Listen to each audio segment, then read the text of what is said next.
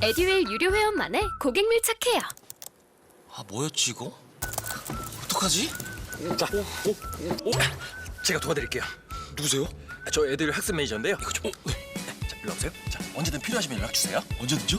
언제든지. 감사합니다. 밀착 케어 받아가며 합격하는 혜택. 오직 에듀윌 유료 회원에게만. 아들, 엄마 그런 거 아니야. 공부하시죠. 네.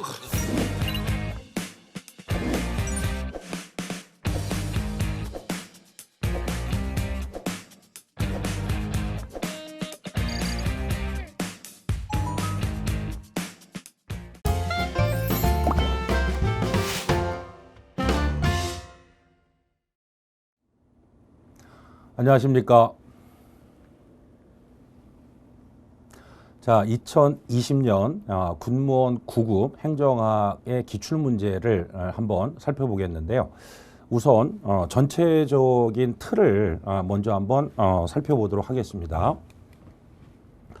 항상 기출문제의 경우 저는 이제 영역별로 먼저 분석을 합니다. 근데 이제 대부분의 시험의 경우가 골고루 출제가 됩니다. 이번 시험 같은 경우도 1편 보시다시피 7문제, 2편 3문제, 3편 4문제, 4편 4문제, 5편 3문제, 6편에 1문제, 그리고 마지막 7편이 3문제가 출제가 됐는데요. 항상 골고루 출제가 되는데 약간 적고 많음의 차이는 있습니다. 이번 시험 같은 경우는 1편에서 7문제 정도가 출제가 돼서 상대적으로 좀 문항수가 좀 많은 편이다. 그렇게 이제 볼 수가 있겠고요. 두 번째가 이제 신구 문제인데요. 항상 이제 수험생 입장에서 이제 새로운 문제가 출제가 되면 다시 얘기해서 신구 문제는 이게 난이도와 이제 직접적으로 관련이 있다. 그렇게 볼 수가 있는데요. 가장 새로운 문제는 이제 윈터라는 학자가 정책 집행의 성과를 좌우하는 변수를 주장을 했는데 요게 이제 처음 나왔어요. 그렇기 때문에 아무래도 좀 어렵다고 많이 느껴지셨을 것 같고요. 제가 항상 말씀을 드리지만 시험이라는 건 20대 80의 법칙. 이제 좀 어려운 문제가 항상 20%에서 적게는 10% 정도 출제가 됩니다. 그런 식으로 본다면 이번 시험 같은 경우는 새로운 형태의 문제가 좀 적었죠. 상대적으로. 시군 통합의 경우는 처음 출제가 됐는데요. 뭐 내용상으로 볼 때 그렇게 어렵지는 않았다. 그렇게 이제 보실 수가 있겠고요. 레빗의 사실 조직혁신의 대상 변수인데 이거는 예전에 나왔던 문제예요. 근데 이제 아무래도 수험생들 입장에서 보면 최근에 공부를 했기 때문에 예전 문제이기 때문에 뭐 아마 잘 모르시는 분이 좀 많이 있었을 거라고 봐요. 그러니까 사실은 새로운 문제는 아닌데 워낙 오래된 문제이기 때문에 사실은 좀 새로운 문제처럼 보여지는 그런 문제가 될 것 같고요. 그래서 이제 새로운 문제가 상대적으로 예년에 비해서 적었기 때문에 난이도는 이제 엇비슷하거나 아니면 기존의 군무원 시험에 비해서는 약간 난이도가 좀 낮은 편이다. 그렇게 이제 생각이 됩니다. 두 번째는 제가 항상 그 출제 유형을 분석을 했는데요. 10가지로 분석을 했죠. 근데 이번 시험에서는 실제로 10가지가 다 나오지는 않고요. 제가 항상 말씀을 드렸지만 가장 많이 나오는 그 출제 유형은 개념형이에요. 개념형. 그래서 압도적으로 많이 출제가 됐다라고 보여지고요. 그 다음에 이제 객관식의 경우는 가장 이제 대표적 출제 유형이 대립형이죠. 그래서 2개였을 때는 이제 대립형으로 출제가 된다라고 말씀을 드렸고요. 그에 비해서 이제 3개 이상의 경우는 개념과 내용을 이제 짝짓기를 하는 형태가 출제가 된다 이렇게 볼 수 있겠고, 자, 법에 관한 문제가 한 6문제 정도 출제가 됐습니다. 뭐 어려운 문제도 있고 경우에 따라서 좀 쉬운 문제도 있을 수 있다. 그렇게 이제 볼 수가 있습니다. 다만 출제 유형의 경우는 뭐 법률형이지만 이게 개념형이 될 수 있는 거죠, 사실은요. 근데 이제 법과 관련된 문제는 가능하면 법률형으로 제가 포함을 시켰다. 그렇게 이제 볼 수가 있습니다. 한 문제가 출제 유형의 경우가 딱 하나로 이렇게 결정되는 게 아니라 다른 형태로 연결이 될 수도 있다. 그렇게 이제 볼 수가 있는 것이죠. 자, 그러면 이제 실제 문제를 한번 보도록 하는데요. 2020년에 그 경우가 과거와 좀 차이가 나는 점은 아시다시피 문제를 이제 공개를 했죠. 시범 운영을 하고 있다 이렇게 이제 볼 수가 있습니다. 그래서 아마 문제는 복원한 것이 아니라 국방부에서 발표한 거기 때문에 아주 정확한 문제를 통해서 내용을 살펴볼 것이다. 그렇게 이제 볼 수가 있겠고요. 자, 1번 문제를 보시면 사실 그 이 문제는 그 어려운 문제는 아니에요. 아마 우리 교재뿐만이 아니라 대부분의 수험행정학에는 들어있는 내용이죠. 사실은요. 근데 잘 출제가 되는 문제는 아닙니다. 사실은요. 그래서 행정학의 학문적 성격과 관련을 해서 기술성이라는 게 있고 이제 과학성이라는 게 있다. 이렇게 볼 수가 있는 것이죠. 그래서 이 행정학이 종합응용 과학이다 보니까 이론적으로 과학적인 연구도 필요하지만 어떻게 하면 현실에서 써먹을 것이냐 이런 것도 중요한 것이죠. 그래서 저는 항상 그 비유를 의사를 많이 비유를 해요. 그래서 한 명의 의사가 탄생하는 데 있어서 전문 직업인으로서 의사가 탄생을 하려면 의과대학에서 이론도 공부를 해야 되겠죠. 과학적인 연구. 근데 이제 예를 들어 외과 의사다. 그럼 임상도 해야 되는 거죠. 수술도 해보고 그래야지 이제 한 명의 숙련된 의사가 나올 수 있듯이 행정학의 경우도 과학적인 연구 그걸 바탕으로 어떻게 하면 현실에서 이제 써먹을 것이냐 하는 문제가 중요한 문제다라고 볼 수 있다. 그렇게 보실 수가 있는데요. 사실 행정학은 양면성을 갖고 있는 거죠. 다만 학자들에 따라서 상대적으로 드와이트 왈도를 비롯해서 정치행정 이론론자들의 경우는 대체적으로 기술성을 많이 강조를 했고요. 사이몬과 같은 행태주의 학자들은 상대적으로 과학성을 더 강조를 했다. 같이 중립성이기 때문에요. 결론적으로 말씀을 드리면 항상 이제 틀린 보기는요. 고쳐보면 알 수가 있어요. 고쳐보면 알 수가 있는데 왈도가 아니라 허버트 사이몬인 거죠. 허버트 사이몬. 그래서 허버트 사이몬은 그 사이몬이 프랙틱스라는 용어로 지칭한 기술성은 정해진 목표를 어떻게 효율적으로 달성하는가 하는 방법을 의미한다라고 이제 볼 수 있겠죠. 자, 그래서 일단 옳게 고쳐봤고요. 그럼 고치는 방법이 두 가지가 되겠죠. 왈도가 아니라 사이몬으로 넣으면 맞는 내용이다. 이렇게 이제 볼 수가 있겠고요. 아니면 왈도는 기술성을 프레틱스가 아니라 아트. 그래서 이제 종종 수험서에서 그 왈도가 얘기하는 기술성을 기회성으로 번역한 학자가 있어요. 옛날 학자들. 그것은 이제 아트라는 말이기 때문에 단순히 이제 기술성보다는 기회성이다. 이렇게 이제 번역하는 경우도 있죠. 예. 기술성 같은 말이지만 기회성으로 번역을 하죠.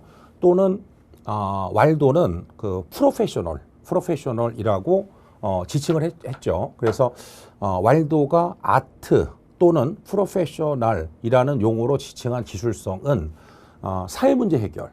그러니까 어떻게 사회 문제를 해결할 것이냐.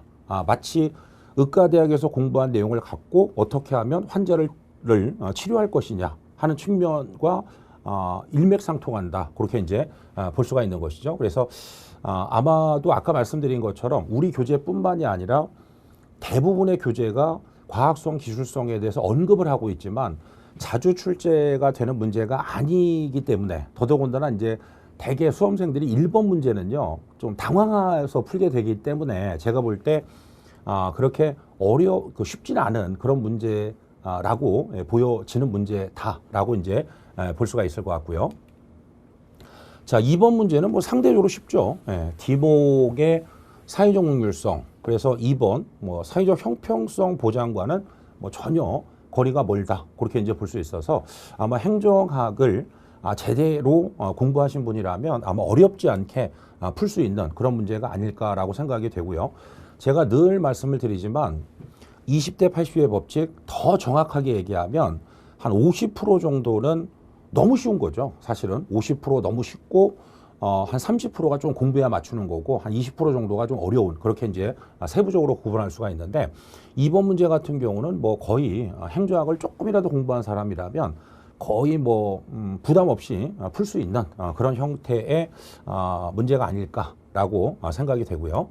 자, 다음 문제를 보시면 앞서 말씀드린 것처럼 이 조직혁신에 있어서 조직혁신이라는 것은 뭐 우리가 조직론을 공부할 때 그 조직에 대한 연구가 구조, 인간, 환경이죠, 환경. 그런데 그 환경 변화에 대해서 조직이 어떻게 대응을 하느냐. 그래서 조직혁신의 대상 변수인데 환경에 영향을 받기 때문에 환경은 직접적 변수를 일 수가 없어요. 예, 그래서 자, 구조, 인간, 그 다음에 업무. 이 업무는 과업이라고도 해요, 과업. 그 다음에 이제 기술이죠, 기술. 그래서 조직이 어떻게 환경 변화에 대응을 하느냐, 조직의 구조에 변화를 주거나 구성원의 형태 변화. 요게 이제 아시다시피 조직 혁신, 오가니제이션 디벨로프먼트를 뜻한다. 그렇게 이제 볼 수가 있겠고요. 조직 발전이죠, 조직 발전, 조직 혁신 중에서도. 그 다음에 이제 업무의 변화를 주거나 기술의 변화를 준다. 그렇기 때문에 뭐 당연히 규범은 거리가 멀죠. 예, 그래서 우리가 사지기 때문에 3개나 또는 4개. 그러니까 결과적으로 말씀을 드리면 옳게 고쳐보려면 규범 대신에 이제 기술을 집어넣는 거죠. 결과적으로 이렇게. 예. 그래서 아까 말씀드린 것처럼 예전에는 종종 나왔었어요. 사실은. 예. 근데 한동안 안 나왔다가 다시 출제가 됐기 때문에 이거 뭐지? 수험생들 사이에서 그런 아마 문제로 보여지는데 그러니까 오래된 문제도 무시할 수는 없는 거죠. 워낙 그 기본적인 문제이기 때문에 그렇다 그렇게 볼 수가 있겠고요. 다음 문제를 보시면은 뭐 우리가 이제 50만 이상 대도시에 대한 특례는 많이 공부를 했어요. 예, 그렇기 때문에 50만, 30만 따로 둘 필요는 없는 거죠, 사실은. 예, 그래서 딱 봐도 요거는 뭐 2번이 정답이다라고 이제 볼 수가 있는데요. 지방자치법, 그러니까 법에는 되게 조문이라고 하죠. 위에 그 장이라는 게 있습니다. 지방자치법 제10장에 보시면 서울특별시 등 대도시 그리고 이제 세종특별자치시, 제주특별자치도의 행정특례가 되겠죠. 그렇기 때문에 다시 한번 보면 그 자치구 좀 이따 보실 거고요. 그 다음에 자치도죠. 자치시도, 특별자치시도 있고요. 네. 특례사항이 좀 있는데요. 그래서 이제 지방자치법 제 173조의 경우 자치구의 재원에 대해서 이제 특례를 두는 것이다라고 볼 수가 있겠고요.